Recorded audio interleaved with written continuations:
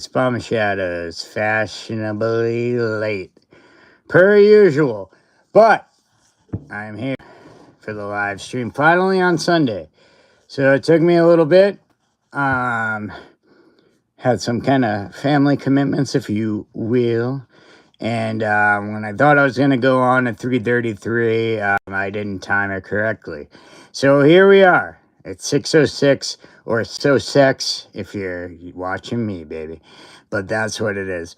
So here I am, baby. Come and take me. Here I am, baby. Would you come and take me? Take me by the hand, oh, show me. And we can go on, but I won't. So, Fly the L, what's up, brother? Brother. So here we are. Let me see.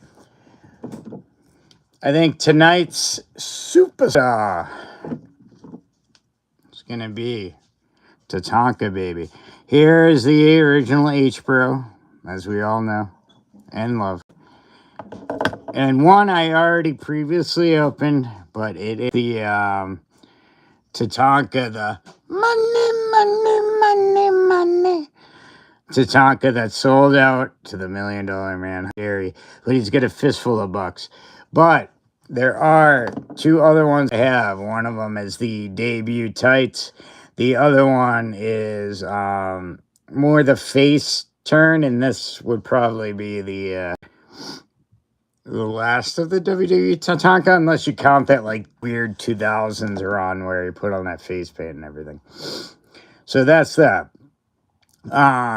Still trying to recover. Hey, what's up, Destiny? Sister Shadows in the building. By the way, speaking of Sister Shadows or Destiny, if you want to check out tattooing or gaming, go on Twitch, go to Raven Oracle, and add it up, sub it up, tap it up, whatever you gotta do, and you just watch it up. And then you're like, oh, I want a tattoo. And then you go to her to get the tattoo. And that's pretty much how it works.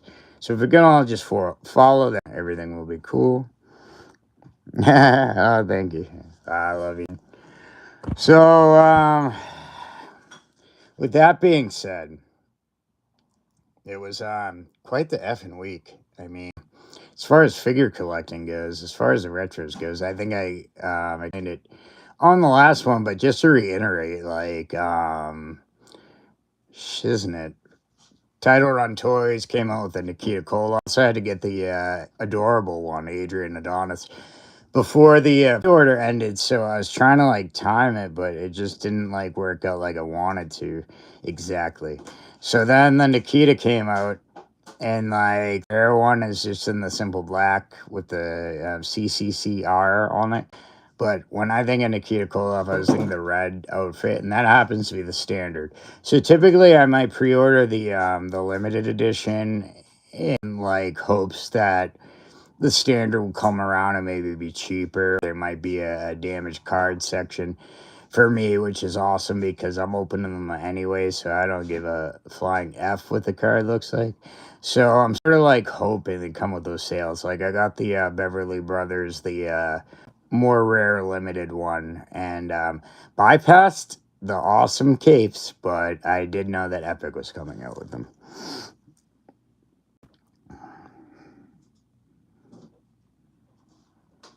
Alright, what do we got here? Oh, somebody likes my beard. Thank you very much. I appreciate you. Something, but your last numbers are 1111. And it starts with a Seri. So if that's you, thank you. I appreciate my beard, and I appreciate you appreciating it. Hello, Mr. Oh, Just Be Chill in the building. What's up, buddy?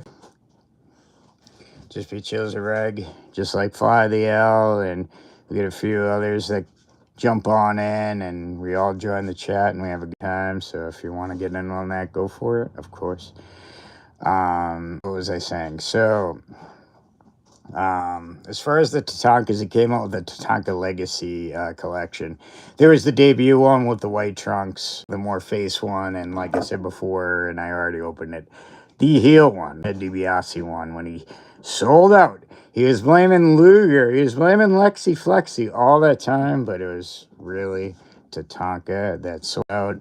Pulled the wool under our eyes or eye, depending on your situation, and that is how it went. So, I know I got them around here somewhere, but at the same time, maybe I bit off a little more than I can, because I actually don't know where those Tatankas are. So I just lied. I might have just lied. It wasn't on purpose, but yeah, I thought I had them near me, but we'll see.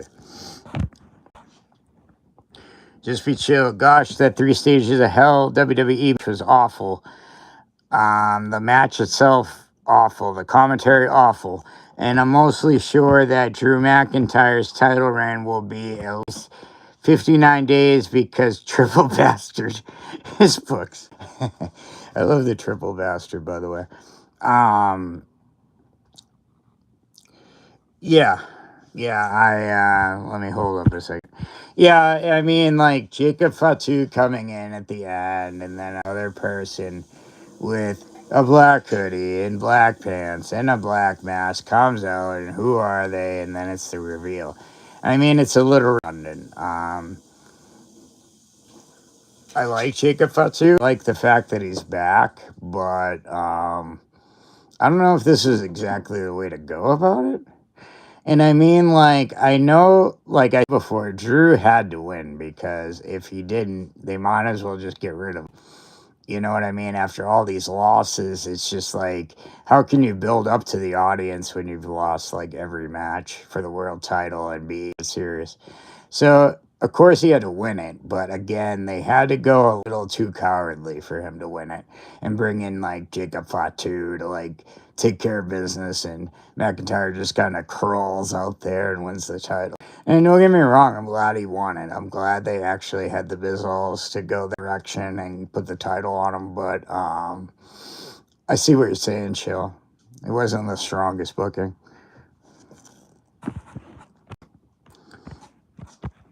The show.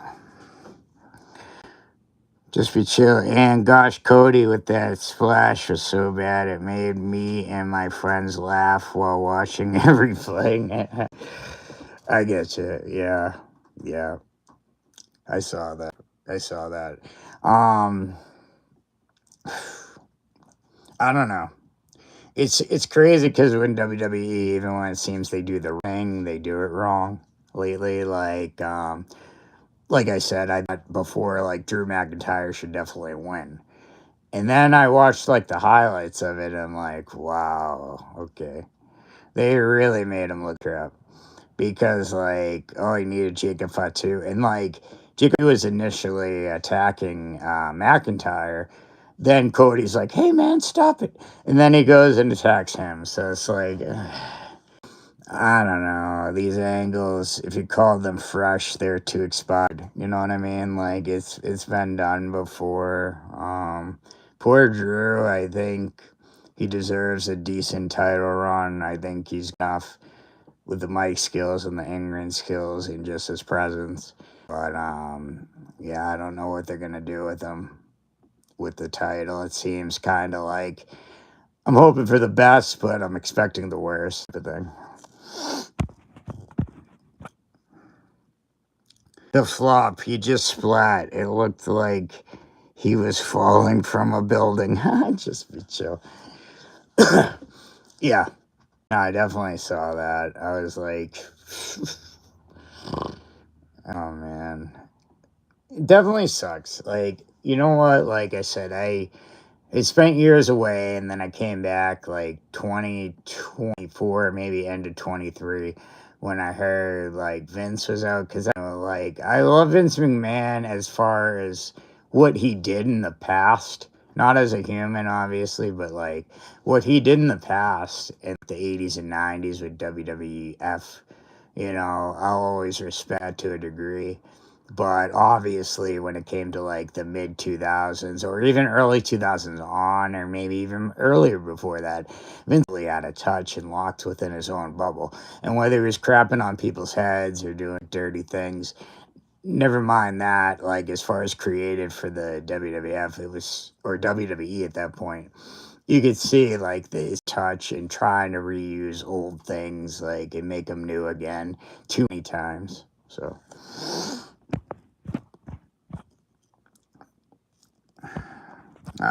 just be chill. The flop he just splat. Oh wait. Hey, whoever did that last message, I didn't mean to delete it. I'm sorry. I went to scroll up and now it just says message by Wrestling with Bum Shadows. I didn't mean to because I didn't see what the message was, like, unless it was worth it. But if it was somebody like a regular or somebody I know, I'm sorry about that. I just hit the button by mistake. But yeah, as far as that title picture, it's kind of funny to mention it. I did want to kind of talk about it and like the state of WWE right now. Like Bruce Pritchard's arguing, I guess, like 5-match, 4-match pay-per-views are the best. I'm just kind of like, maybe not. And it seems like a lot of wrestlers are getting hurt. And another site brought up this point, but I'm gonna regurgitate it, if you will. These wrestlers aren't wrestling as much as they used to back in the day, and it seems like there's a F ton of injuries with these people, with these new wrestlers, you know what I'm saying? Like Nick, and I don't even want to go through the list. There's a bunch. I think Cindy Vaquer got her leg injured or ankle. So there's a bunch of people like that are just getting injured, and there is the case to be made that back in the day, these dudes, not that I think like someone has to work such a schedule, but these dudes, even like 20 years ago, were working at least like 200 days a year, at least. So when you have 20 matches a year or 30 matches a year, it seems like more wrestlers are getting hurt because you don't get wear and tear. I'm not a wrestler. I've never been in a damn wrestling ring, so what do I know? But from what I watched and what I watch and what I hear and what I listen to, it seems that might be the case.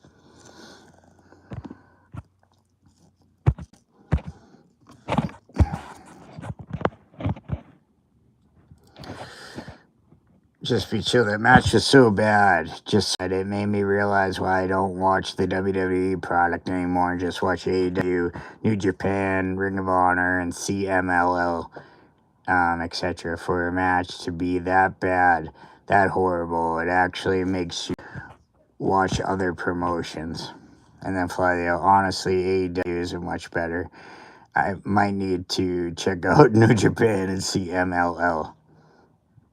Big up, big up. Hey, Bum Shadows, what's up? Hey, what's up, E. Ross? Saying the Bum Shadows. What's up? Show me out, I love it. Please, yeah, appreciate it, E. Ross, thank you. Let me see, where was I? New Japan and CMLL. I did watch New Japan mid-2000s and everything, and I was kind of enjoying it for a bit. And then it just kind of seemed like, I don't know if it was just a turning point in the company or some of the performers are getting older, but it just seemed to lose this like luster over time, or I just got bored with it. Like, the matches are pretty cool because they're like stiff. Like if you put the camera like below the table and so my crotch, it's like that, like really stiff, these matches. And then like, which is cool, but it seems like there isn't much story. There's action, which is cool, but like, hey, I'm an old man. I want some storyline. I want something to make sense, or why are these guys fighting type of thing. And it's like, it's not enough for me to be like, there's a title on the line. I just like a good backstory or like something that intrigues you to want to like watch that. And I felt at the time, 2016 to maybe 2018, New Japan was like, did not have that, or at least the weekly shows watched. I mean, maybe they had different ones that I missed, but like there was no like story building. It was just match, which is fine. But what are we doing? I mean, like there's got to be a reason these two quote unquote like scripted fighting, like, and then like there's no antagonist, there's no hero, there's no whatever. Just I'm a wrestler, you're a wrestler, I'm better than you. And it's like down to the lowest like common denominator to me. So CMLL I have not seen, so I'm not going to say anything about. And the comments I just made about New Japan were more when I watched like 2016, 2018. For all I know, they got a million years better, and I hope they did. So I'll say that. I'm just saying my experience.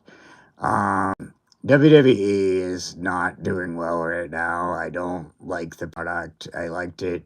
Now it's going on 2 years ago, maybe a year and a half if you're going like without the year number and you're just going by months and weeks. So maybe somewhere at the end of 2024. I think when Jey Uso won the Royal Rumble, what was it, last year, 2025? That was like, huh. And then things started really bad. So, no offense to him, Jey Uso, but I think he kind of marked the beginning of the end where things were really good in 2024 and then they just all the way down.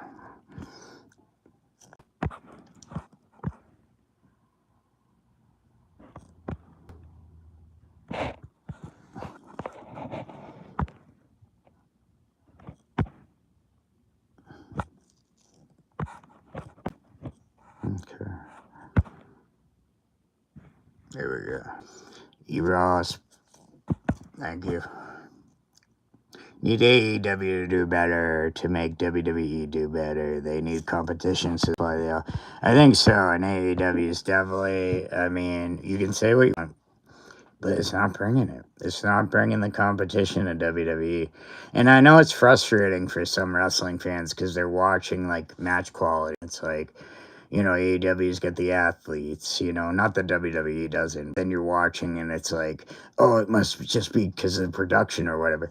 It's not that. Like, people have grown up with the WWF to WWE. There's an entrusted relationship there with the viewer or the fan and the entertainment. AEW doesn't have that, so they can't afford to suck like they have been. So really what they have to do, like, not just make spot, crazy, kick out of 28 finishers and then end the match. Storytelling. It's a lost art. Like, it's crazy, like, how much wrestling was based on storytelling, and it's, like, got away from it. It's just like, okay, we got two guys. I don't like you because I want to win the match. And it's like, well, can we be creative about it? Like, I know, like, back in the 90s, you had your silly job or occupational wrestlers or whatever. But at least there was, like, a story somewhere. Like, Boss Man, like, he didn't want to, like, give up, like, there was a situation with him with like Million Dollar Man and like, so then he like turned good off it where he returned the like effing Snake Jake or something. Like, they could have just said, Akeem and Bossman are done. Now they fight. And that's what it seems like wrestling is today. Well, they were a team. Obviously, they split up, so they're at odds. Oh, but like it seemed like back in the day they actually thought about it. Like, okay, why would these two?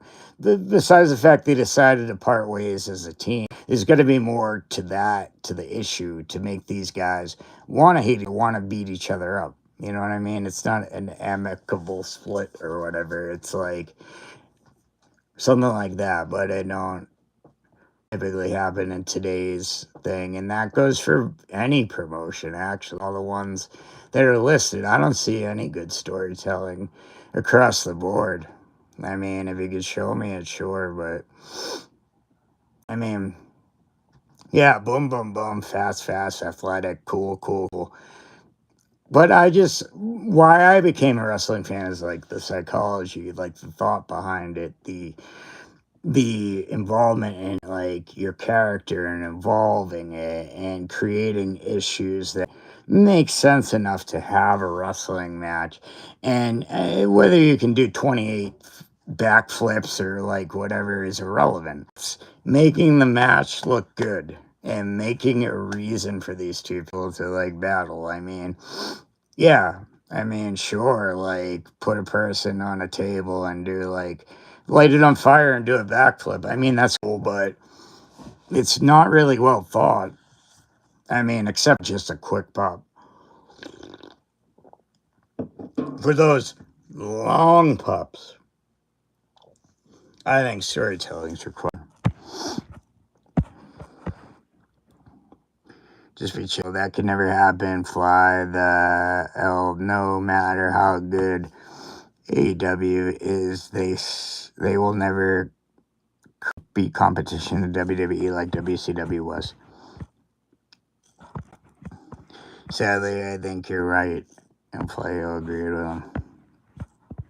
Just be chill. Even if F and Seth Rollins joins the company, they will never be competition. I can agree with that. E-Ross is crazy. I just watched some of the Attitude Era for the first time ever the other day. Wow. It was pretty cool. E-Ross, you gotta watch the Attitude Era, baby. Now that you dip the toe in, you gotta go full dive, baby.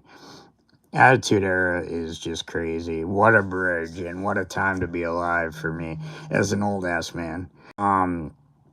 These are in my mid to late teenage years. Like the Monday Night War came up, and holy crap, it was like, you know, back in my day, they weren't the apps or the whatever. You literally had to take a remote and go like, save your channel, go USA TNT, USA TNT, so you could go back and forth between Raw and Nitro. What I thought was pretty cool that kind of I didn't do good for the ratings, but like Nitro ran a replay, and I used to just throw a blank tape in the VCR, and I'd hit record Nitro, but I just watch all the Raw.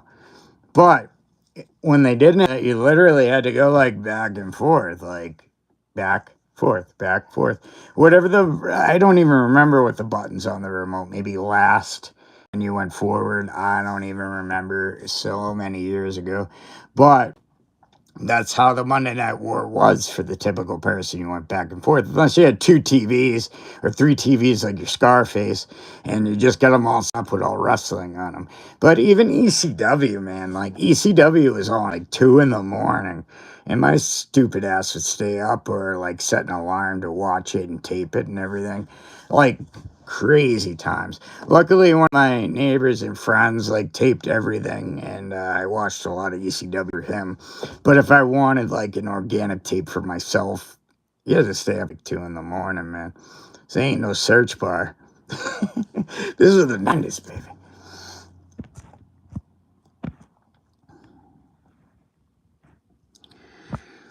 Ross. YouTube Vault, Stone Cold and Rock stuff was actually pretty cool. I'm such a stubborn and old head, so I consistently stick to all the old school wrestling, like from the 80s to 93.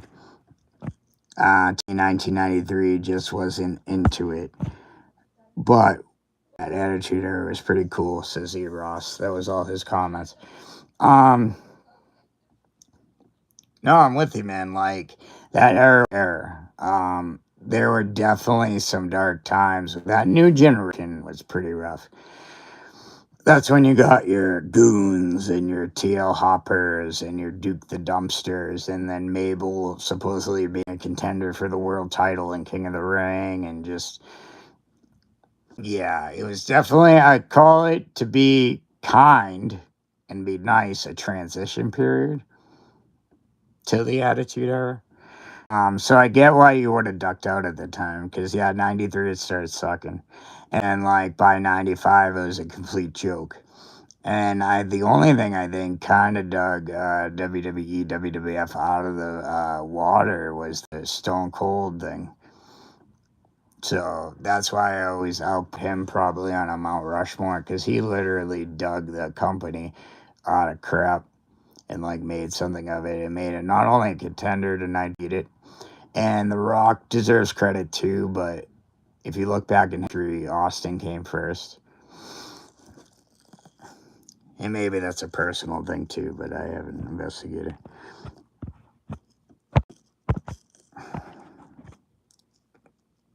Just be chill. Ross, were you a teenager in 93? If that's it, that explains everything. Ross, I was 11 years old in 93, but the other reason was constantly traveling a lot. Soccer starting at that time, and well, so I never had time to watch it after 93. Just be chill. Well, sports can also be a contributing factor to falling out of love with wrestling, so that counts. Yeah, I've said it before. My initial love, if you will, as far as sports or sports entertainment, was actually baseball. And I was so focused on that I knew very little about wrestling. Hence why, like, I find the Hasbro's more nostalgic. However, with my age group, it probably should be LJNs. But, I mean, I saw those in the stores. I had limited real estate, limited money that my parents would allow me. So I was a He-Man dude. So I got all those figures until about when the Hasbro's came out, and those came out, I'm like, all right, these are pretty cool. And initially, like a little kid, I'm like, these might be my He-Mans. But they didn't. But luckily, Mama Shadows got me 2 figures. So Jake the Snake and Ultimate Warrior. And those 2 had million matches as far as a fig fed. And I didn't even have a ring. It was on like a carpet on the living room floor or whatever. And those guys must have wrestled like 500 times. So I'd say 50-50. I love Jake the Snake. The Warrior is still one of my favorite. They're both actually still one of my favorite wrestlers. 10, both of them.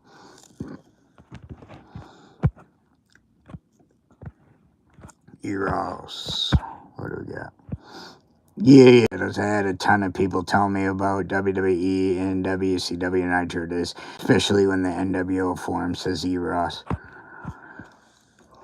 Yeah, it seemed like people that fell out got back in when the NWO came.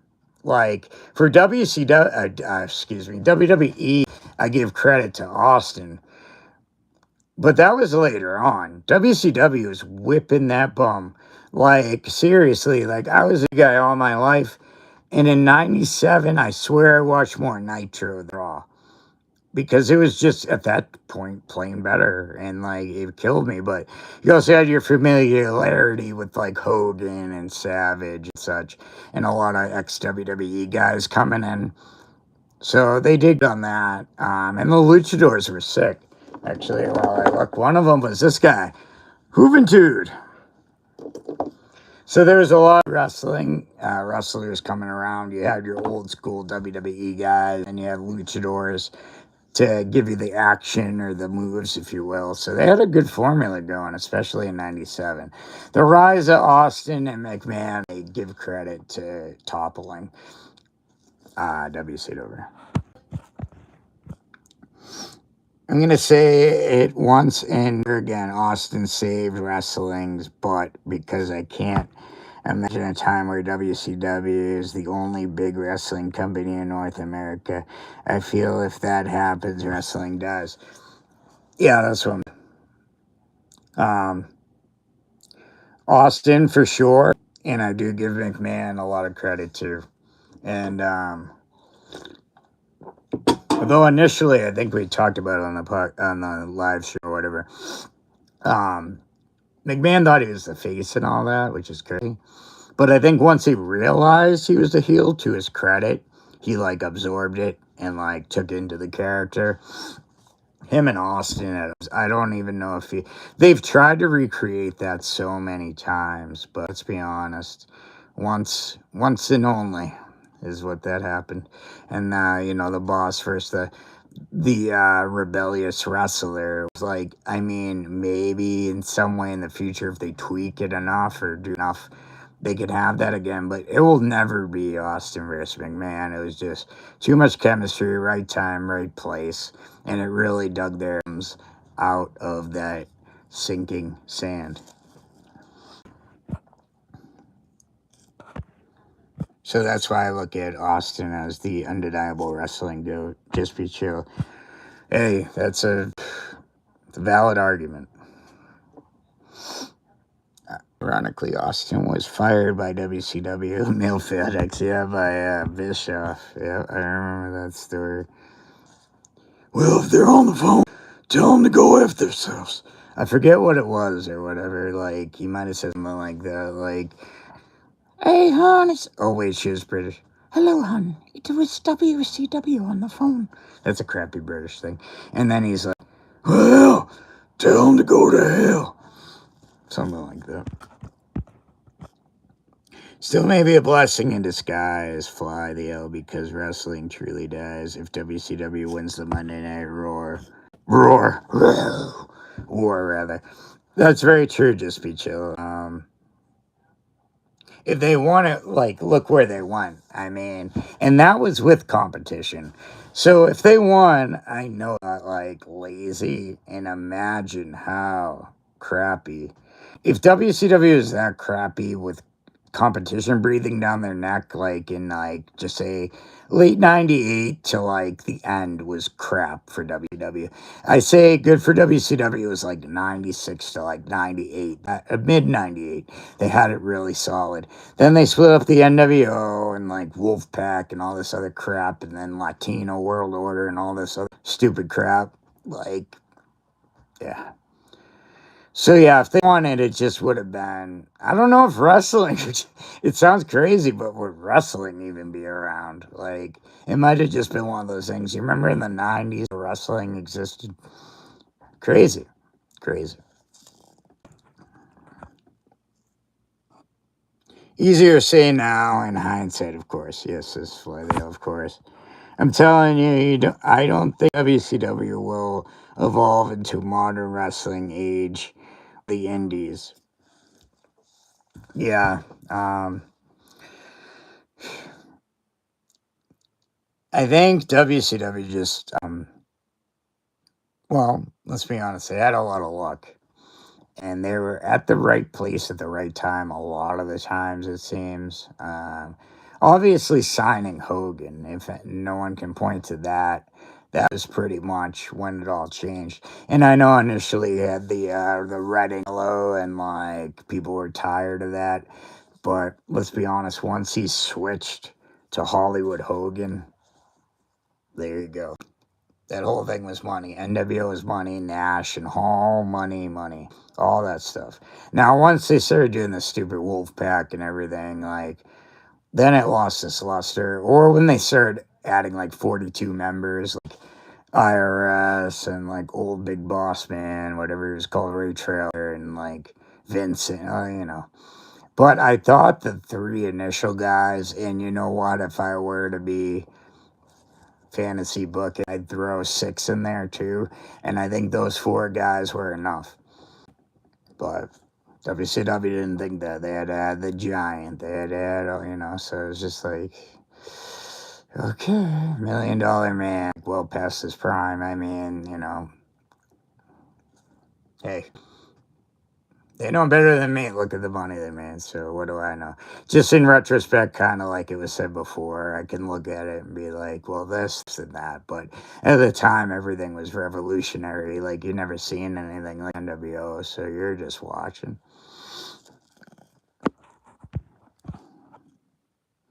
All they had to do for the final nail in the coffin was to book Sting versus Hogan correctly, and boom, they win the Monday Night War. If they couldn't do that, just imagine how bad wrestling is if WCW wins. Yeah. No, just be chill. I definitely agree with you on that.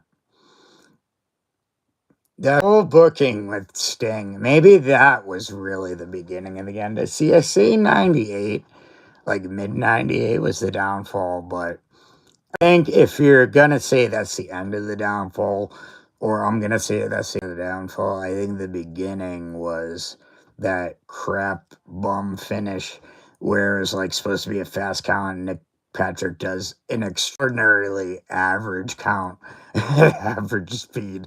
That looks fast. Not exactly slow either, it's just a count. And then Bret Hart's like, that was a fast count. Poor Brett too. What a what a dump truck of an event. Not only do they F Sting, they F the hitman on his way in and say, you know, be a loser referee that has, you know, less size than me, and look at the ring and be like, okay, that was a fast count. Like, everybody knew it wasn't a fast count. You know, I don't know how to repair that. Again, I'm not a booker. Like, once that happens, But they could have thought of something better than having Bret Hart like serve his ass on a platter to be like humiliated and look stupid. Like Bret Hart's like out there like, oh, it was a fast count. And everyone knows it wasn't a fast count. It was like, again, behind the scenes is Hogan took creative control. Sting wasn't tan enough, checked enough, or wasn't taking it seriously enough.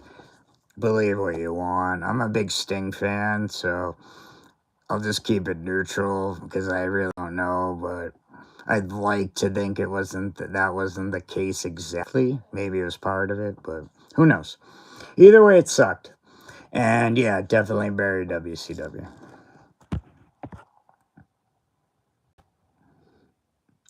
Just be chilly. Even as a little boy watching Hogan vs. Sting at Starrcade, even I knew it was a botch. Yeah. Sting wasn't tan enough. That's what they actually. Hogan standing bed said to croissant. They actually. That's what actually was reported though. Like Ebros, that part of the reason Bischoff and Hogan went it was he didn't tan or he wasn't tan enough or he wasn't like they felt like he wasn't in shape enough or there were like three things they said: tan enough, not in shape enough, and then not take moments seriously enough. Where Hogan supposedly like pulled his creative control thing. Believe what you want to believe. I mean, you know, God rest his soul, Hogan, but he's a notorious liar. So what can you really believe? So I guess the only ones that really know are like, because Hogan's gone, is Bischoff and Sting maybe. So if they ever fess up to how it really went, then I guess we'll all know. But otherwise, just have to speculate.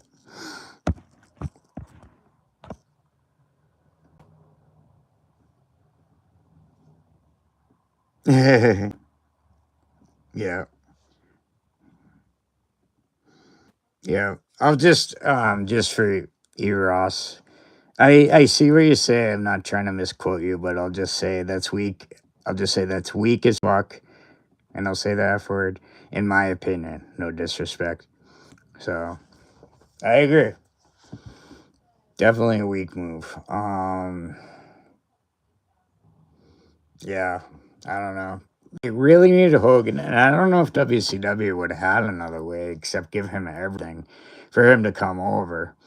So, can you blame them? No, but it did bite them in the bum because, like, once they needed him to be, he had creative control, and it doesn't seem like Hogan had the persona where he's just gonna hang out like pinfalls and everything, even a Sting.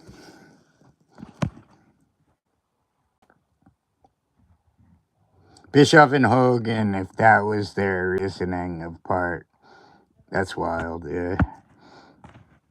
Um, because everything happens for a reason. So just imagining WCW winning just sickens my soul. Maybe there's a reason why WWE won. Yeah. Um, to play like 2020 looking back historian. Um, had that happened, I honestly, and maybe this is extreme, I don't know if wrestling would really exist today. Would it have? I think it might have become like a relic of the past, unless. All right, actually, here's my prediction. It would have been dead for about 5 years, and then in like 2005, maybe TNA or another like startup company would come up. Now, would they be number one? Or would it have the popularity? No. But I think they could kind of build off of that, where it'd be kind of like nothing like it is even now or back then, but like kind of a niche, if you will. I think TNA or some company, if it wasn't TNA, without the WWE and just WCW, someone would have come up as a challenger, and I can't picture WCW lasting too long after that because, like I said, like when they're competing, they had garbage ideas. So when they're not competing and they're lazy and they're only a game in town, I can only imagine the crap that would have aired, because there already was crap, but like with no competition, it would have been like I don't know. Filthy animals all day. What was this stupid, like, West Texas rednecks? Tank Abbott winning the title 5 times. I mean, he was a legitimate fighter, but, like, in pro wrestling, no one gave a crap about him.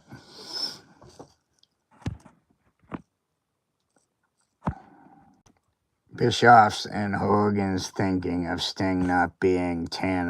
That's wild to me.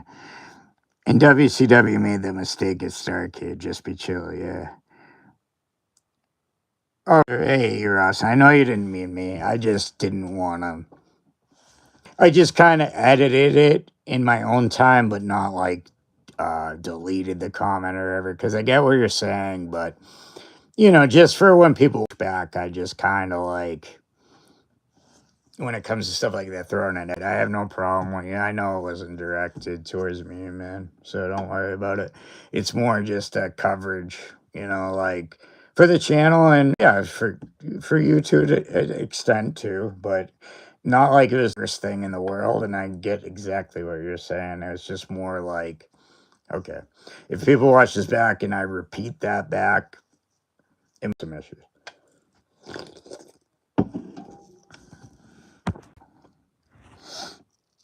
Yeah, for sure. My bad. No, you're all good, dude. No worries. Honestly, like, not in like a whatever way, but I probably would have just said something like I was truly offended. But I'm not. I know you weren't directing it as me at me, and I know what you're saying, and I've said it in my life too, but I'm just like, okay, well, let's try to play nice, you know? Not that you weren't, not that you were trying to be mean. I'm just saying. Lance in the building.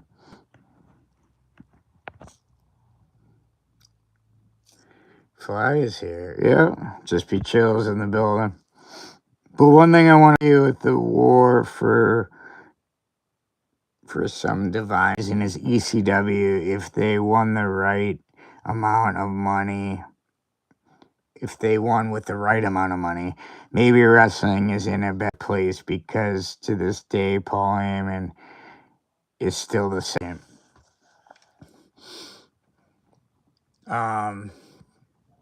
Listen, I love ECW. I think it's great.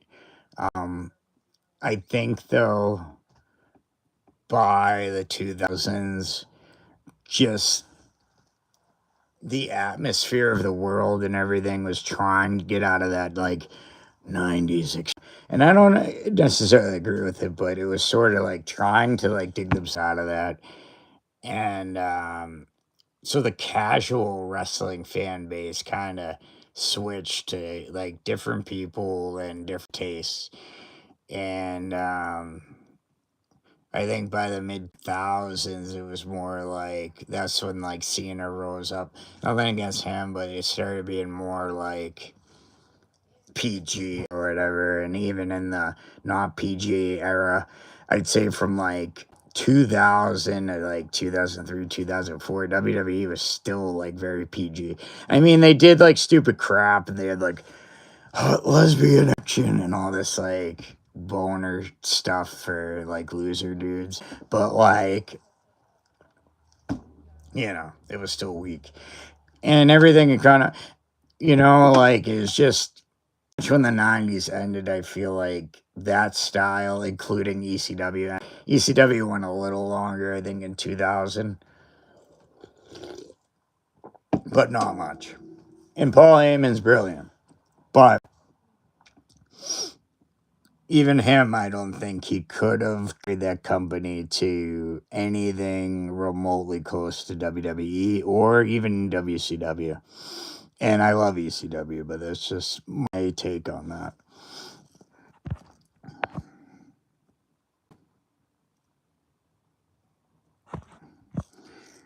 Oh, shit. I hit something on there, baby. Fix it? Yes. All right. Just be chill. Paul can definitely evolve into modern indie wrestling with ECW, believe me. I believe it. Let's be honest, I'm not a big fan of women's wrestling, but I do love Daddy Neidhart. Natty Neidhart's awesome. Like, she's got the lineage. She's got the longevity, too. I mean, like, crap, she's been around, speaking of, like, mid-late 2000s. Don't quote me, maybe 07, 08 she debuted? So, I mean, she's been around forever, and she looks exactly the same. The lady doesn't age. So, bless her for that, but, you know, I love the anvil. It was automatic. Like, I had to, like, okay, this, I want to pay attention to Natty because of the lineage. And the same with, like, Charlotte Flair, the daughter of Ric Flair. I won't lie, like, because I know the older dads or the wrestlers, it made me, like, kind of pay attention to them a little more.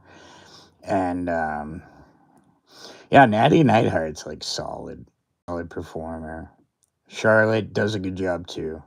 And, you know, the rest of the women's division, I think, have brought it together. I obviously think a lot of standouts are there. I'd say the two in particular, Rhea Ripley and Liv Morgan, are both, like, stars. And I think under that, maybe Stephanie Vaquer, Tiffany Stratton, if she can get healthy again. So there are a lot of women wrestlers out there that can do well. Becky Lynch is still doing well, you know. Yeah, definitely. Oh, was that Julia or whatever? She's on there, and like Chelsea Green does a good job. So they have a good division going. Like, as far as the next breakout star, I don't know, but beyond, like Io Sky's been pushed a little bit. She's got good in ring work, but I don't know. Her on the mic kind of makes me uneasy.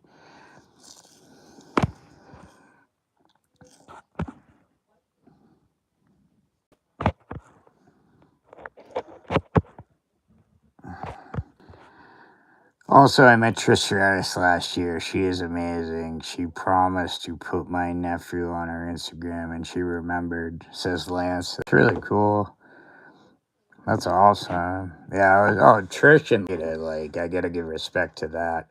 That feud actually made me interested in women's wrestling, because before that, you know, you had your Blazes, you had your Bertha phase, and then you bring in kind of like a monster, quote unquote, like Bull Nakano to face a London Blaze, or Aja Kong, or Bertha Faye, I think I already mentioned.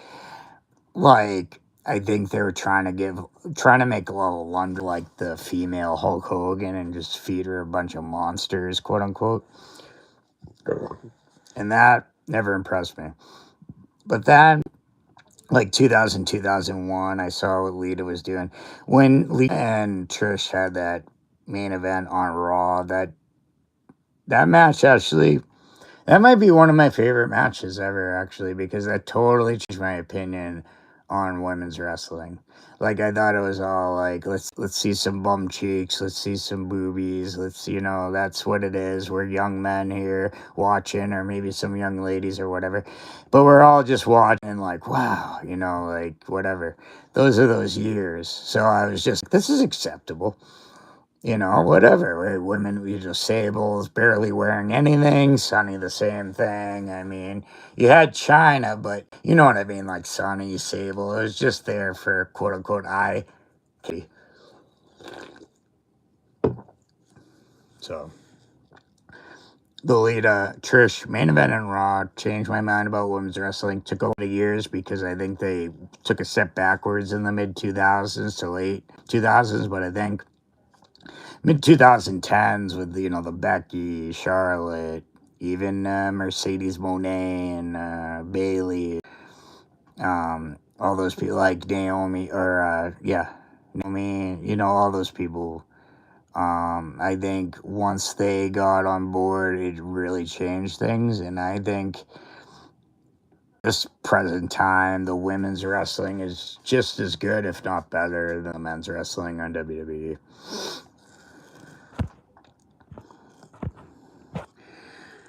Love Natalia. I think they had her too many other wrestlers over at times to fly the L. Yeah. No, I agree, man. I agree. I feel like she should have been like kind of like the Cena of the women's division, if you will. Like that. She'll lose now and again, but ultimately she's always a contender. Like she's always a threat. But they didn't do that to her. And that stupid thing, like, there was like a gimmick. Maybe it was early. I forget what it was, but they had her like farting. Like, how humiliating. Poor Natty. Like, she's actually, like, an accomplished wrestler and, like, trained in, the dungeon and all that. And, like, has to be reduced to, like, this toilet or crap or whatever. Like, oops, I farted. It was like, man. Man, I think I actually was watching live and that angle came up and I shut it off and I went outside and questioned my fandom for wrestling. I honestly think I did that. It was pretty severe.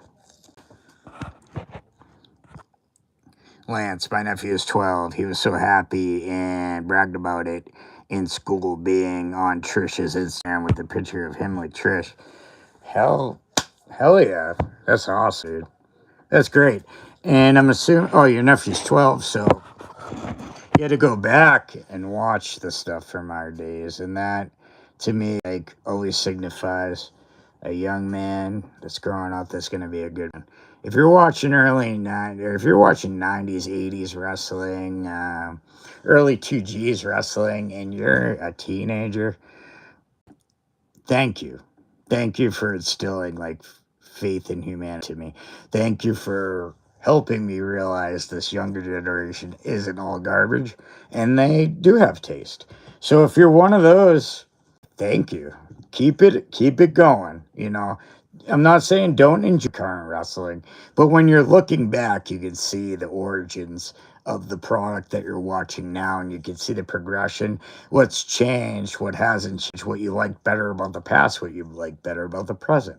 So it gives you a more scope of pro wrestling and how you view it, I believe. So, hell yeah. If you don't like it and you watched it and gave it a chance, hell yeah. If you watched and liked it, extra hell yeah. So go for it. PAL. To be honest, I was never a big fan of women's wrestling, but the one match I wanted to see and anticipated was Rosie versus Becky Lynch at WrestleMania 35 or 36. Yeah, they they built that one up pretty good. And I believe, if I'm not mistaken, that was like the build of Becky the Man. And that whole deal where she took that, like, punch from Nia Jax and turned it into a career, pretty much. So, good for her. And I do remember that being pretty hyped at the time.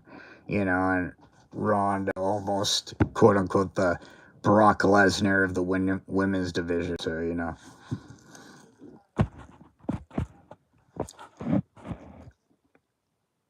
love me some Medusa under Blaze Flood. Yeah, man. She was also a part of the Miss Madness team with Molly Holly and Gorgeous George. And what a name for, let me just say, such a manager, if you will. Gorgeous George. Yikes. That would not be the name if I looked at that person and said, what do you think their name is? So interesting. But it turns out, like, Macho Man, I guess, owned the rights to the name Gorgeous George and his, like, persona and everything. And I love Macho Man, but I have to question, why would you give your girlfriend that name?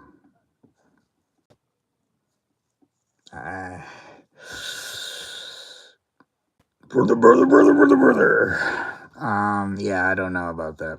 But other than that, Medusa, she had a with Sensational Sherry on Nitro. I forget what it was.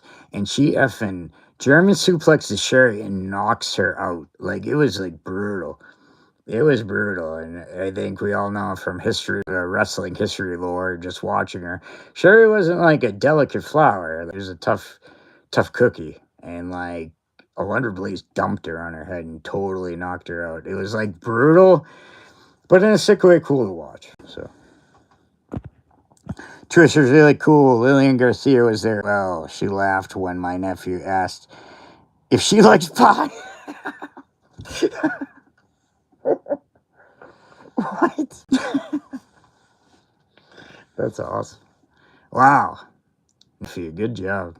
That's effing funny. What? That's great. Good job, Lance, nephew. Just be chill. That's the thing with her promos. Just feel unwatchable. I cringe at times, and it hurts my heart to say that. But when you can't cut a promo, you can't cut a promo. Fly the alley and the jumping bomb angels. Hell yeah! I can't wait for TRT to put those out. I'm gonna be baby. Lance Bass. I like the one who wrestled a Wonder Blaze, Nakano or something. Yes. Yep. And if we go back to the figures, KWK released 3 of her. I did pre-order 1. I'm still waiting on. I might get the blonde variant. I pre-ordered the blue hair one just because in the colors it was just more colorful. Honestly, it was like between that, and then like J&J's got an exclusive, but it's like $50, and normal ones were like 30, I think. So I went that route because you can get a bundle deal in there. You can get 3 figures for a good price. But did I want 3 Bull Nakanos? Not with my pocketbook situation, baby. But Bull Nakano is bad. And it's a great figure. So if you want to come all up or get one, check out KWK or J&J figures for the United States. So you can maybe get some free shipping. Use Young J, Old J, Chief J Strongbow. No, I'm just kidding about the last one. But use one of those codes, you get 2%. So fortunately, no bum code yet. Somebody's got to get a bum code so I can say, type in bums, you get 10%. 10%. 6 likes. Woo! Let's keep them going.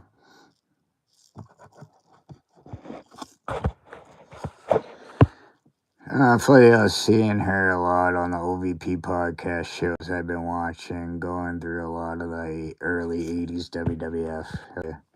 Says Fly the Lance, my nephew, is 13 now. He was 12 at the event. He is a big fan and loves the Attitude Era mostly. Damn, man. It's a great job. You know, like, kind of reminds me of a younger bum because when I always liked wrestling, but I didn't really get into it till like 1990, like seriously, like heavy. Like I watched it, I might have had a couple LJNs lying around, but I wasn't like big into it. I was a baseball kid, played a lot of Little League, baseball. I was totally obsessed with it.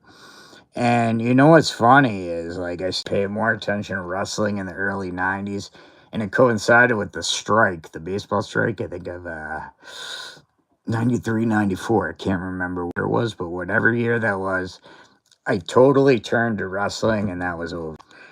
So I still watch baseball now and again. I keep track of the home team. For me, it's the Red Sox. So I still will pay attention and everything, but I'm telling you, when I was like under 10 years old or whatever, I was obsessed with baseball. And I still think it's a great sport, but I was definitely all baseball. So when the Hasbros came out or whatever, I started getting more into wrestling actually because of the Hasbros, because I was like, these are cool. It wasn't really I know now for adults and whatever, but honestly, as a kid, I was not into bands. I was more into the Hasbros. Here we go. You know what I mean? Just the fact that joints, even this minimal amount of articulation was just enough for me to be and they weren't gigantic, so I could store them pretty good or show them off. So when the Hasbros came out, I actually became more of a wrestling fan, and vice versa, kind of intersected each other. So that's my history. But the wrestling has really evolved, had some real wrestlers in the 80s, but Vince wouldn't develop. Maybe fans weren't ready for it. And then Flydial says, then he stopped women's wrestling for a while until the divas were just for eye candy. Yeah, that's what I'm saying. They had the 80s period. They tried a little bit with Wendy Richter was the first one. And I think, like, sort of like I was saying with the female John Cena, I think they're looking for a female Hulk Hogan. And I think that's what Wendy Richter was initially supposed to be. But then they did the pre-Montreal Screwjob. I forget where the match was, but like, what's it called? Moolah and Richter had a match, and like Luna. Why am I saying Luna? Moolah. Fabulous Moolah. I love Luna, but Moolah had a match with Wendy Richter, rolled her up and gave her a pin to get the title. So that was like a screw job before the Montreal screw job. Then, what was it? Rock and Robin. They tried her. They had Sherry. Sensational Sherry is sensational. I mean, Martel. She was there for a bit. But then, yeah, they took a break, like you said. A Wonder Blaze came around, and they were like, strap the rocket to her bum, baby. And that's what they tried. And I'm not saying Medusa even was a bad wrestler or whatever, but I mean, she only had so much to work with, you know. And I know, like I said, they brought in Bullocano, that was a good feud. They brought in Kong, that was okay. But then, what was it, Bertha Faye? I mean, let's be honest, she was just a big fat woman. I mean, bless her, but that's what she was. So it was kind of like, well, we got these, now let's just get big women to face her, as opposed to like Bull Nakano, who is big and talented, and Aja Kong, who, in my opinion, to a lesser degree against Kano, but still also impressive. And then now you go to Bertha Faye, who was Bertha Faye. That's all I can say. Lance Bass, I love Bailey. I think Bailey respects the legends who paved the way. Yeah, she pays tributes to Macho Man, my favorite wrestler, and it seems if I've seen online her like as a fan like meeting, maybe it was John Cena or maybe Triple H, I don't know, but when she was younger or whatever, and like grew up watching it or whatever, and kind of shows, you know what I mean? Kind of shows with her work and like her persona, so, and her longevity as well. I mean, she's been around now. We're going on more than a decade, I think. So, definitely. Bailey is usually good too. Yeah, I don't know if I like the weird, crazy angle they have her doing, says Flydale. Yeah, I don't know what that was about. Like, she's supposed to be is she supposed to be schizophrenic or bipolar? I don't know what it is. Like, yeah, it seems like I'm gonna be nice, and then just I'm gonna pull at my hair, which indicates I'm crazy. That whole thing, like, obviously I'm nuts if I'm doing this. Lackluster. I don't know. I think Bailey should just be given the green light to do whatever the hell she wants. Come up with her own persona. I think it would work. Like, I think she knows enough, and she's been around long enough and can wrestle enough where, not like creative control like a la Hogan, but like, she can kind of set her own tone and set her own direction, as opposed to taking notes from some goofballs telling her to be nice like the hugger and then pull at your hair because everyone knows that means you're crazy. Sherry Martel is amazing, tough as heck. I love Sherry. Sensational Sherry is one of my favorites. As a wrestler, just like, she did the thing with Honky Tonk. She was like sensational Queen Sherry with the Macho Man. Went on to $1 Million Man, and then I even like the pairing with Shawn Michaels in the early days. And just beyond that, she even went on to WCW for a little bit, and she did Sister Sherry with Harlem Heat. Love Angle with Robert Parker. So she had a great career, great wrestler, great personality, and I know as kids we were told Scary Sherry, but I mean, she was a pretty lady, let's be honest, so wasn't that scary. Damn, I'm missing out on a lot. I need to watch more wrestling. Hell yeah, you Russ. All day, every day.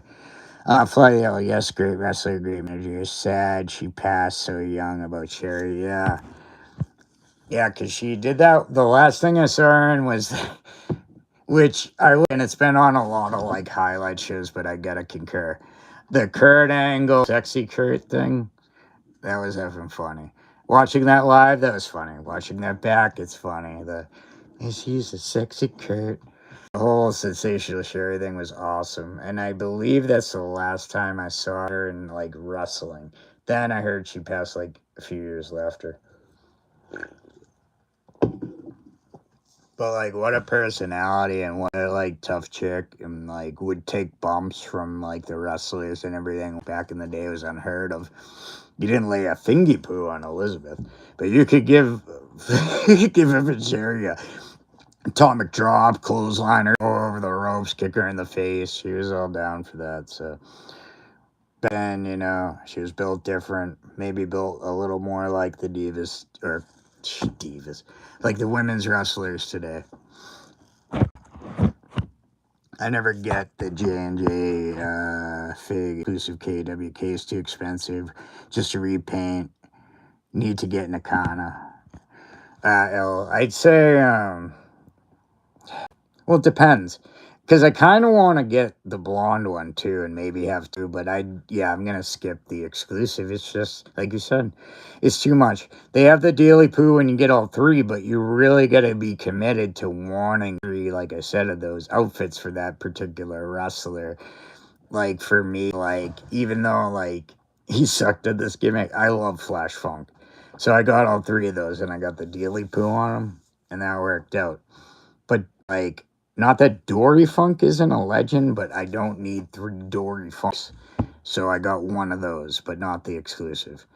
Well done. I think that's deep cut and I love it, but I just got the one that I remember, the black with the purple outfit, is how I remember them.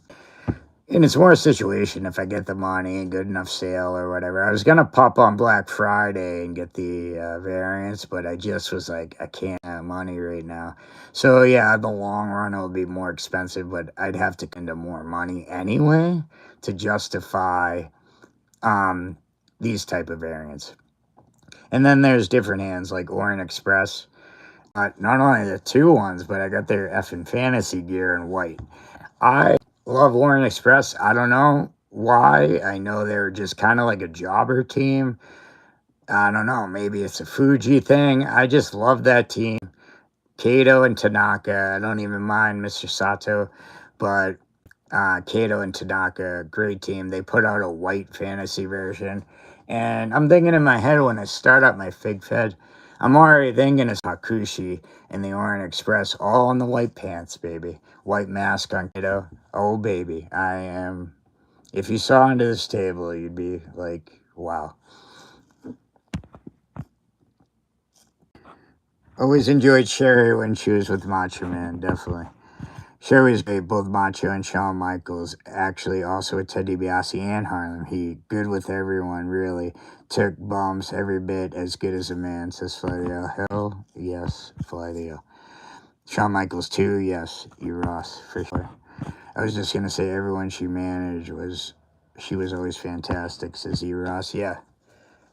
She was just made for the business. I mean, like, it's funny though, like I was saying, it's like scary Sherry, but if you really look, she was like a nice looking woman. So it wasn't like that scary, but like she put on the makeup, had the raspy voice, scratching people's eyes and back and everything. So she knew how to play the part, but at the same time as she was called scary, was not really like a hideous monster. So I think it worked out.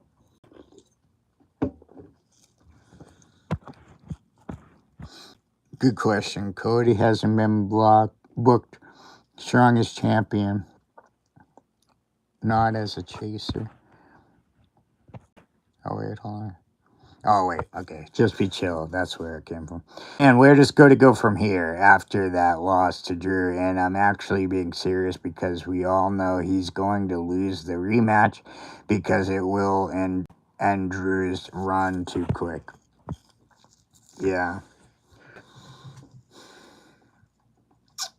I think we were talking about it before. I think whether or not he's scheduled for it or needs it, they need to take like Cody off TV for a little bit. And I know that probably won't happen, but in my opinion, even like a month off of TV and then like returns and tries to explain his absence and maybe plays like a tweener, like he's not exact heel, but he's not exactly a face like he was before. And he's sort of like in between. It keeps people guessing, is he a heel or a face? That might work. Or take a little longer and he just full-blown heel. I don't think there's any situation where he can just be what he was before that match and continue and take it seriously. Damn, really feel bad running my mouth off earlier. Sorry again about that, man. You're us. Yeah, I don't know. If you're talking to me, it's cool. I don't know if you're talking to someone else, so I don't want to, like, interrupt or whatever. But, like, Eros, if you're talking to me, it's all good, brother. Just be chill. Maybe Stardust or Undash Cody, because recent reports have said that he's having a character shift. Oh, man. Dash and Cody was awesome. I even like the one where he had like the see-through mask and I forget what that character was called. It wasn't Dashing. It was after that. And he'd like give tips on plucking your eyebrows and stuff. Maybe it was Dashing. It had to be. Not Undash. Oh, was it Undashing? Crap. Well, whatever. I think there was something and he hurt his face and then he put on like a mask. I like that. And he put the paper bags on people's heads. And the Stardust thing I didn't too bad, but at the same time, it was an obvious, like, lame attempt for another Gold Dust, and the fact that they're brothers made it, like, seem kind of cheesy, like, we have nothing for Cody, so we'll just dress you up like your older brother and have you imitate him. Not for me. However, now that Gold Dust isn't around and a Stardust came back, now you might have something. But at the time, like, oh, let me dress up like Big Brother and be like him. It was really silly.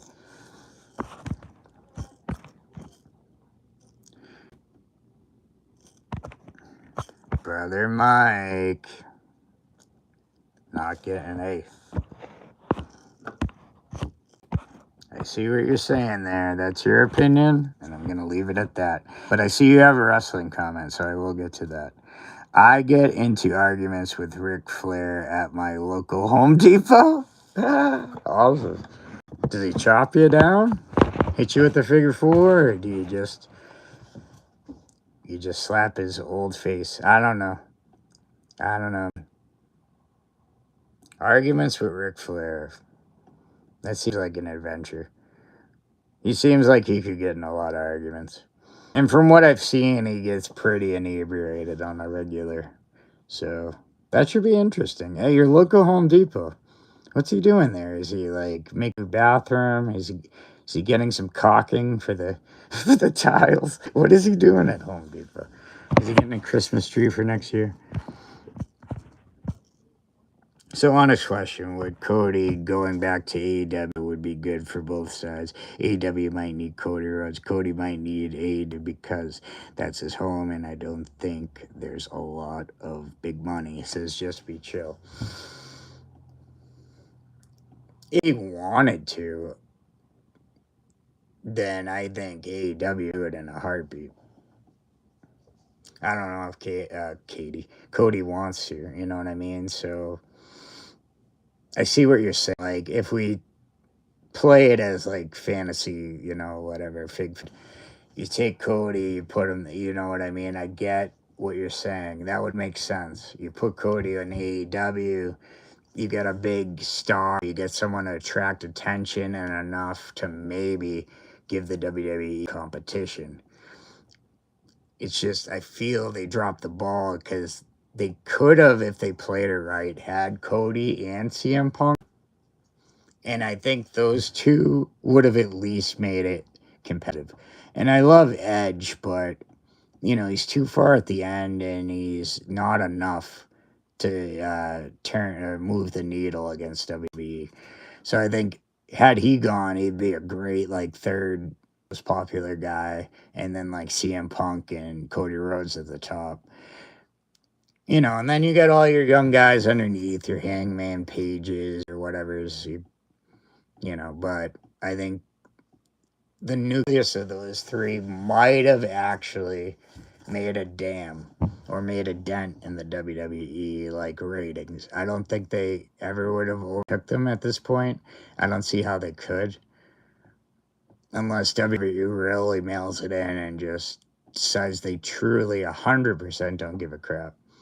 But AEW seems to be doing the same thing right now, so I don't know, man. I don't know. Then I heard like Powerhouse Hobbs. I guess like WWE's interested in Powerhouse Hobbs, which I'm surprised I didn't hear that earlier, considering like his build and everything. So storylines that Cody can do, except for Cody versus Roman 3 at Mania. Interesting, back to AEW, yeah. He generally needs to go back to AEW. Maybe it's retirement. Elle was saying interesting. Just Be Chill said maybe for a retirement run.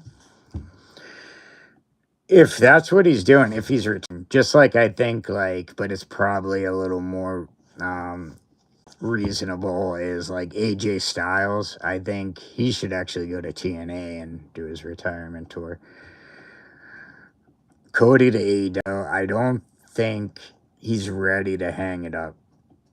Not saying he wouldn't go back to AEW, but I don't think he's going back there unless like you're saying years down the road, maybe in 5 years, and hoping, I guess, for the wrestling sake that AEW is still around. I could see him doing like a retirement tour there, but like I think he still wants to wrestle. I don't think he's ready to hang it up yet.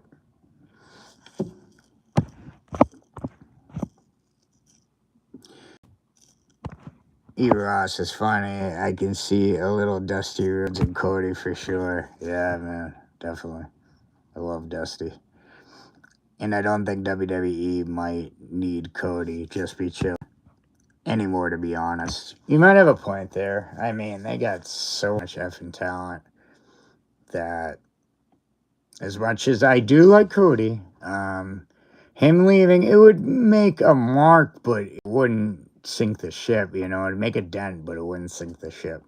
So point there. In AEW, he'd be, the man over there. Not that he isn't in WWE, but he'd be Hogan, he'd be their Stone Cold, their John Cena over there. So, yeah, maybe something we could consider for him. I don't know. Braun Breaker, yeah, getting popular as who do you guys like at the moment as far as a current wrestler? I heard about Rick Steiner's son being a pretty popular wrestler at the moment. Braun Breaker, yeah, getting popular as a heel, says Fidel. Definitely Braun Breaker as like someone in the future. I like what's that dude's name? Obafemi, coming from NXT. I think he's gonna be a big star. I like Javon Evans. I like I like Carmelo Hayes. Like these are athletic kids. I do like the Blake Monroe call up. I think that's a good idea. Yeah, I mean, so they're like, it's not like his spot replaced, and like Roman's pretty much part-time now. So yeah, they could use a couple more stars. I think like Braun Breaker is gonna be there. I think Bronson Reed will do okay, but not as well as Braun Breaker. Austin Theory though is kind of like, I don't know, man. I see more from him.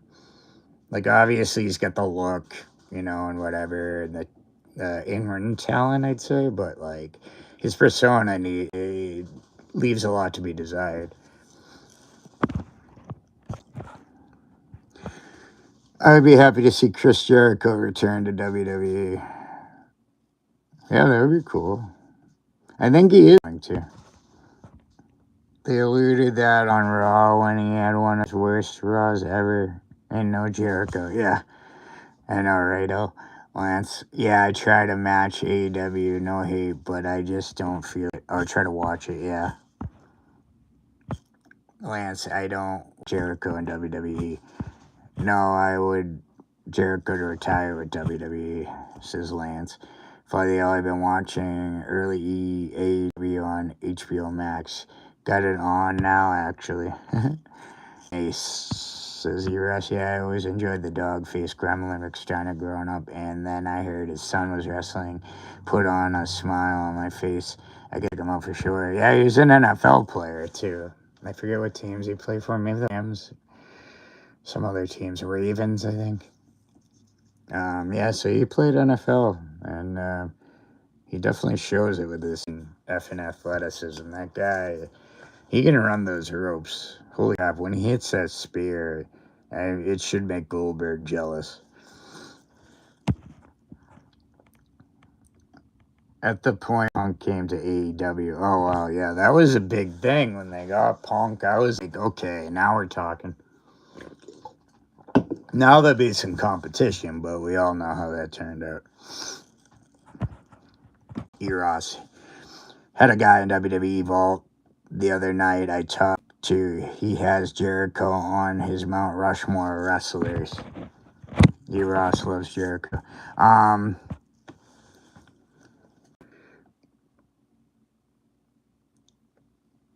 I guess it's just what you like. Like, there's nothing I can take away from Jericho. If I'm personally gonna say it, no.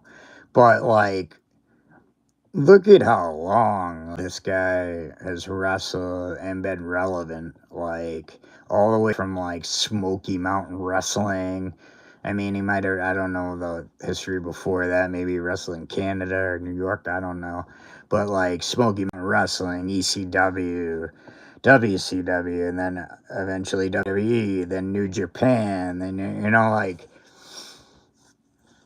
in all these years, I mean, like, 1990 is effing 32 years ago, I think, if my math's right. So, like, holy crap. You know what I mean? Like, dude's been doing it 32 years. Like, not as heavy now, but still, I mean, he's still technically active. So, longevity is a big deal to me, I think, as a wrestling fan, because it just kind of shows, like the intelligence and the ring intelligence and the psychology of a wrestler that you can prolong your career so long even after some of your or all of your physical skills have deteriorated. So I think it's a cool thing to see.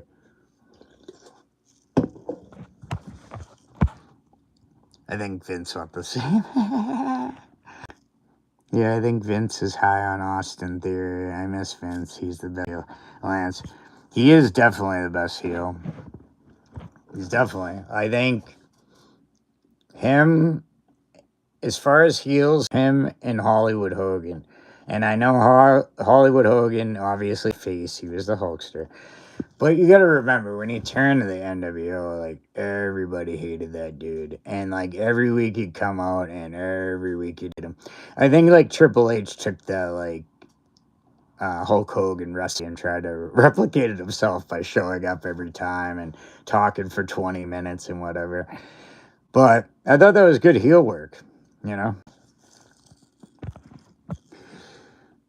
I have a hard time separating the art from the artist. Jericho is kind of a trash human being, but so is the Ultimate Warrior, even Hogan. So, yeah, I've had to do that too because honestly, like, whenever I've answered on, like, online or the rare occasion someone actually asked me who the best, like, technical wrestlers are, I feel bad, but I always gotta say Benoit. I always gotta say Benoit, and I know the story. Everyone knows the story of the crap that he did. That guy in the ring, though. So it's, like, tough because it's like, well, I know what he did was terrible, but how do I not compliment his in-ring work? but also not compliment the real person behind it. So that's sort of where I'm at with that. But any Chris Benoit match, and he was one of my favorites in like whatever the 80s. Any match, not 80s, 90s, and every match that he had was like quote unquote a bang, or like sort of like a Eddie Guerrero, where so it's a tough situation, and when the people are trash, and a lot of them are, but I just say sort of view it like as an actor in a movie, that they don't always do the best thing either, but I just go on the performance if I'm judging by performance, because and at the end of the day too, to be on the other side of the coin, I don't know these people. Like, maybe they are nice people, but they just have a bad reputation, or maybe it's the other way around, where people say they're really nice people and they're really assholes. Totally possible. I don't know these people personally, so. What the holy crap, 88, what? 89 minutes? What's going on? Let me try to, what the, alright, Lance. Oh, man. Hold up. Okay. Flail likes Jericho's music, and Fozzy, he is a pretty good musician. My Mount Rushmore says Lance is Hogan, Andre, Austin, Rock. John Cena isn't bad, but he was more of a Vince McMahon project, as I always push. No, those four are solid. Mine's very similar, and don't hate me, but it's the truth. I have the same list, except Rock is with Ric Flair. I feel Austin and Rock are 1A, 1B, and if I'm like at the same era, so I give it to Austin every time. I think he was a little more popular than The Rock. Not by miles, because The Rock was really effing popular, and still is, but Austin during that time, he couldn't be touched. Like, Rock had some cool shirts, but everyone had an Austin 316 shirt. That's all I know. I still think only true major future star in wrestling are, and I might be biased on this one, but Darby, MJF. Kordak calls take a shit. I love how he says that. Osprey. Even though Darby is 33, MJF is 29, Osprey 32, and take a shit is 30. Osprey, I think, wasn't he offered a contract and he didn't want to go? I thought I heard. MJF, we all know that situation. He re-signed. I personally would love MJF in WWE. I've been wanting him to go there, actually, since I even knew he existed. But it's just not happening that way. Maybe whatever the next contract is, if it isn't too far out and he's not too old, maybe he can go there. But at 29, he's still got years, man. I mean, a lot of these wrestlers and people nowadays, like 50, 55 years old, still like looking 35 and wrestling. So who knows? Okay, I think okay. One hell of a Mount Rushmore, since I can dig it, says E. Ross. Right on, yeah. He agrees. E. Ross agrees with Lance's Mount Rushmore, and I think it's really good. I said it was Hogan, Andre, Austin, and Rock, I remember. Mine, and this is with Macho Man being my favorite wrestler, but it's actually Hogan, Andre, Ric Flair, and Austin. But pretty close. Hard to be against Lance on that Rushmore, for sure. I still love the Ultimate Warrior. His crazy promos during the Hogan match are epic. Warrior is like my favorite wrestler to watch from that. Even now, it still feels so sketchy how the case was handled with Benoit. Almost makes me think to this day he still didn't do it. Always a great debate there. It's tough to call, to be honest. It's hard to say Benoit was great after what he did, but let's be honest, as a wrestler, what an intense talent. Yeah. It does suck. Like, I want to say he sucks as a wrestler, but that would be lying. Because every match I've seen him in there hasn't been a bad one, no matter who he's faced, no matter what the matches. His mic skills I can tool on because he sucked. I mean, like, he could be intense, so he was good for, like, a sound bite, like, the crippler. You know, like, just, like, one line here and there, but, like, his in-ring work, I can't take it away from him no matter what. And he, as a human, it seems like he's not the greatest guy in the world, to say the least, and put it very kindly, but as a wrestler, dude was on. Might have been eventually, though, what made him crazy, obviously, hitting his head all that time. I'm not giving him excuses. He might have just been a soul evil bastard. But if it's a head injury, you know, a lot of those diving headbutts didn't help. And even if he was predetermined to be a sicko and murder people, the headbutts probably made that come up quicker. So I think there is some responsibility to wrestling on that. Not like they should pay anything or whatever, because I feel like they know what they're getting into, but at the same time. Now, if I can make it true one day, it would be fantastic. 7 more hours of live streams. Darby is more of a stuntman, if you ask me. Don't find him believable being so small and land. Yeah, that was my critique with that guy. I'm like, damn, you know.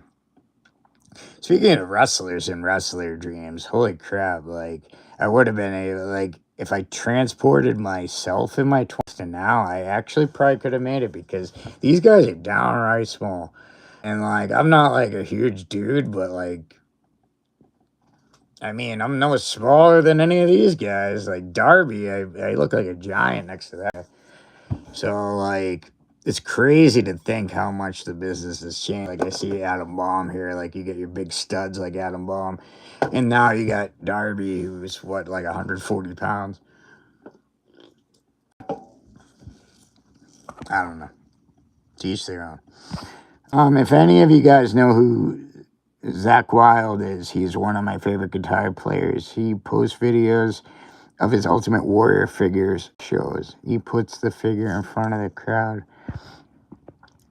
You know, it's weird, that sounds familiar. And does he play a cover of the actual Warrior song? Because I might have heard it. Because recently I was looking for the Warrior song, and I swore I saw that name, Zach Wilde. You haven't heard of Darby E. Ross? Haven't just been living under a sandstone rock, says E. Ross. At the moment, when it comes to new wrestling, I need to get into it and actually start watching it. Yeah, Allen's kind of like an indie darling, if you will. Known for, like, the Extreme and, like, all that stuff. It's half his face, which is cool. Like, half of it's a skeleton and half, like, his face or whatever. And he's known as being kind of like a daredevil, crazy, taking risks, I guess, as a hardcore or such. Personally, I could take him or leave him. I'm not trying to be a jerk, but I mean, yeah, doesn't do it for me. I mean, I like that face paint. That's pretty cool, but, like, he's kind of just like, he'd skateboard down that ring, and yeah, I don't know. It's not my thing. It's not my thing. I have nothing against him, but just not my wrestler. Darby is great as stunts, but yeah, he kind of small. Does do some stupid bumps at times that will catch up to him. But that is AEW. Those risky bumps. Longest stream of all time. I don't just be chilling. I'm getting, holy crap. I'm almost like at 100 minutes. What is that even in real time? I can't add. In an hour and a half. Last year I met Hacksaw Jim Duggan. I'll try to get these quick. Sad, great guy. He is smaller than since his cancer battle, but hands were huge, Lance Bass. Yeah, Duggan was a big dog. Sucks about the cancer. Ho, ho, tough guy, USA. There we go. 5 times. Wow. Tough guy. He is a rough guy. Duggan is tough. Holy crap, I got to the end. So, at the almost 100 effing minute mark, I've been blabbing my bum off. We'll end this one today. I didn't even do a bumboxing, but I forgot to plan one. So maybe I'll just double trouble on the next one. But good talks. We kind of went all over the place with it. I enjoyed it, obviously. I lost track of time. And my phone lost track of time. But, like, hey, it's still cooking. Almost in the right on the battery. But let me look. Not quite. So we did very good. Appreciate y'all. Usual suspects, but my bros, like Fly the L and just shit.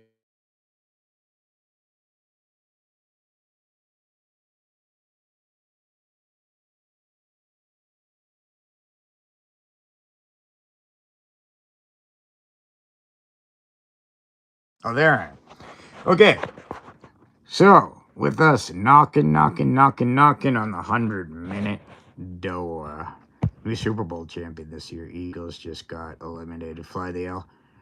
Oh, baby.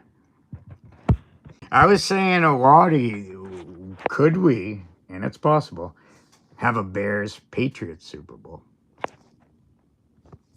And I know 85, y'all killed us.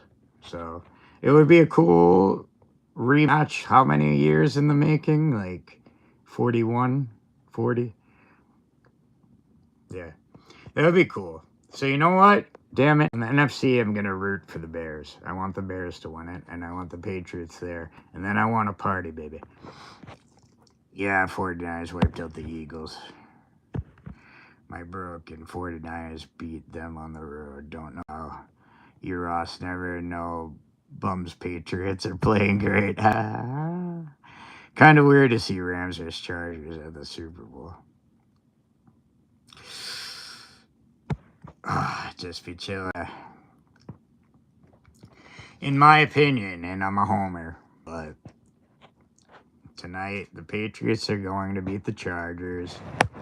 It's just, to me, and I'll eat my words. If I'm wrong, I'm wrong. I don't mind it. In my humble, heartfelt opinion, this is just the first win in a series of wins until the Patriots get to the Super Bowl and hopefully beat the Bears and then beat the Bears and become Super Bowl champions again like we're all used to here in New England. So, prediction. And on that note, to make everybody mad, because who likes the Patriots, I will say thank you for bumming, but also keep bumming.